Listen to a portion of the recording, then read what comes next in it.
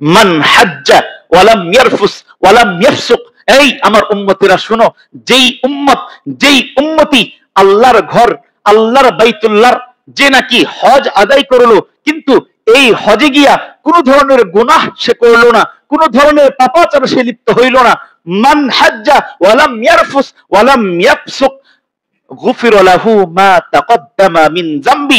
রাসূল বলেন তার এক নাম্বার পুরস্কার হইল তার জিন্দেগীর ছোট্টবেলা থেকে নিয়ে শুরু করে এই হজ করার মুহূর্ত পর্যন্ত যত গুনাহ সে জিন্দেগিতে করেছে, গুফির লাহু মা তাকদ্দামা মিন যামবি, আল্লাহ তাআলা পিছনের সমস্ত গুনাহগুলো মাফ করে দেন।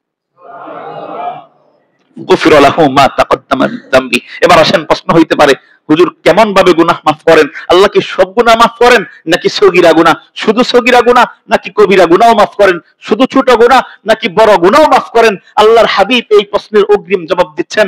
আল্লাহর হাবিব অন্য হাদিসের মধ্যে ইরশাদ করেন, মান হাজ্জা ওয়ালাম ইয়ারফুস ওয়ালাম ইয়াফসুক রাজাআ কায়াউমিন ওয়ালাদাতহু উম্মু।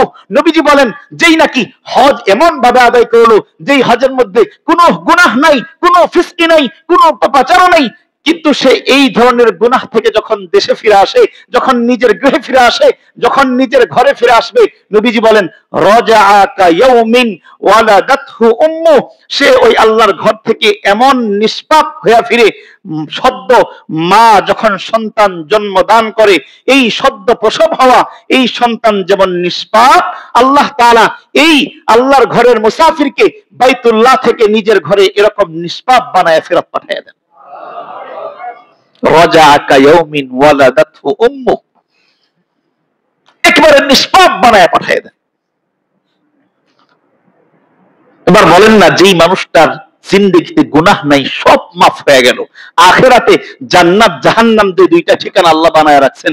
যেই মানুষটার জিন্দেগিতে গুনাহই নাই, সব গুনাহ আল্লাহ সাফ করে দিয়েছেন, জান্নাত আর জাহান্নামের মধ্যে এই মানুষটার কোনটা আবাসস্থল হইতে পারে? নিশ্চিত জান্নাত।